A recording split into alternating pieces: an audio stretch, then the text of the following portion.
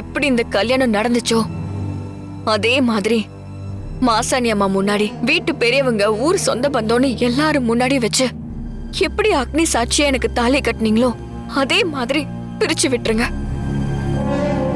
எனக்கு அது போதும் சின்னையா.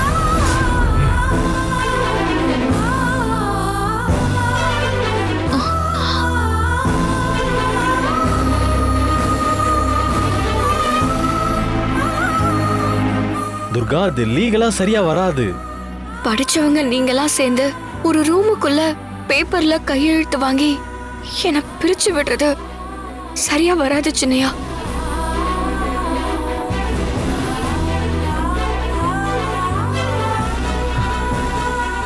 சாரி மேடம், இவ என்ன சொல்ல வரான்னு சத்தியமா எனக்கு புரியல.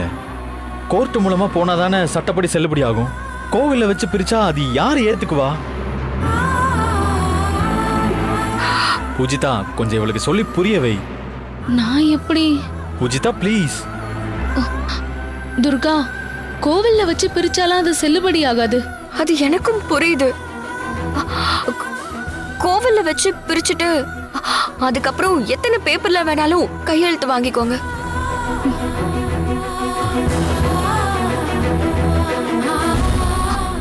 மேடம், என்னோட ஆசையை நான் சொல்லிட்டேன். என்ன புரிஞ்சுக்க உங்களால தான் முடியும். நீங்க அவருக்கு சொல்லுங்க.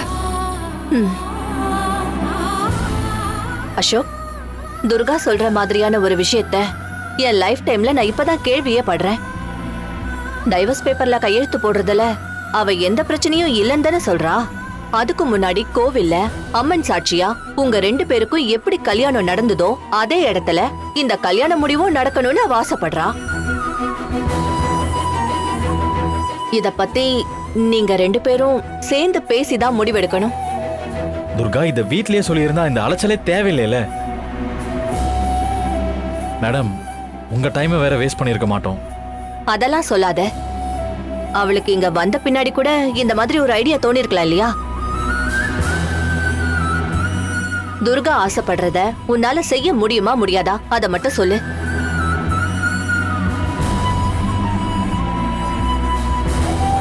மேடம், என்னோட கேள்வி என்னன்னா, இந்த டிராமாவை எதுக்காக பண்ணணும்? அதுக்கு மட்டும் பதில் சொல்ல சொல்லுங்க. மேடம், ஏற்கனவே ஊர்ல ஏதாவது ஒரு காரணத்தை சொல்லி என் மேல பழி போட்டுட்டு இருக்காங்க. ஊருக்குள்ள ஒரு சின்ன குழப்பம் வந்தா கூட என்னாலதானே சொல்ல ஆரம்பிச்சிருவாங்க. இப்ப சின்னையாவ பிரிஞ்சு போற நேரம், அங்க ஏதாவது தப்பு தண்டை நடந்தா இவ வாழ வெட்டிய வந்த நேரம் தான் இப்படி ஆயிடுச்சு.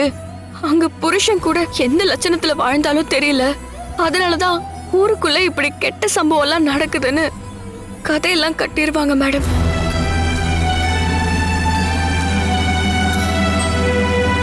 கோவில்ல ஊரை கூட்டி அவங்க முன்னாடி சின்னையா வந்து எனக்கு கல்யாண வாழ்க்கையில விருப்பம் இல்ல, அதனாலதான் நானும் துர்காவும் கல்யாண பந்தத்துல இருந்து பிரிஞ்சுக்கலான்னு முடிவெடுத்திருக்கோம்.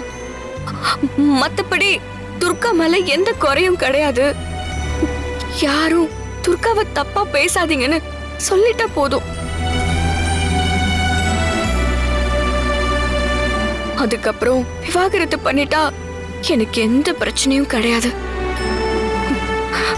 நானும் கௌரியும் எங்க பாட்டுக்கு வேலையை பார்த்துட்டு இருப்போம். அதனால்தான் சொல்றேன் மேடம். அசோக், துர்கா சொல்றதும் கரெக்ட் தான் அசோக். டைவர்ஸ் ஆன சிட்டி பொண்ணுங்களே இந்த காலத்துல அவ்வளவு பிரச்சனைகளை சந்திக்கும் போது வில்லேஜ் பொண்ணை பத்தி சொல்லவா வேணும்? இங்க பாரு, இவளுக்கு அவ புருஷன் வீட்டுல வாழ துப்பில்லன்னு அந்த கிராமத்துல இருக்கிறவங்க எல்லாம் கண்ணு காது மூக்கு வாயின்னு வச்சு இஷ்டத்துக்கு பேசுவாங்க. டைவர்ஸுக்கு அப்புறம் அவ ஊருக்கு போய் நிம்மதியா வாழணும்ல. இப்ப கூட நீ இவ மேல இருக்கிற அக்கறையில இவ டைவர்ஸ் கேட்டான்னு தானே இங்க வந்திருக்க. அப்படி இருக்கும்போது அவ ஆசைப்பட்டதையும் செஞ்சு கொடுத்துடு அசோக். எல்லாம் சரி மேடம். இந்த மாதிரி ஃபங்க்ஷன் வச்சிருக்கேன், ஊர்ல இருக்கிற எல்லாரும் வாங்க அப்படின்னு ஒவ்வொருத்தரை போய் கூப்பிட சொல்றாளா? எனக்கு வேற வேலை இல்லைன்னு நினைக்கிறாளா இவ? சிம்பிளா ஒரே ஒரு கையெழுத்தை மட்டும் போட்டுட்டு போறதை விட்டுட்டு.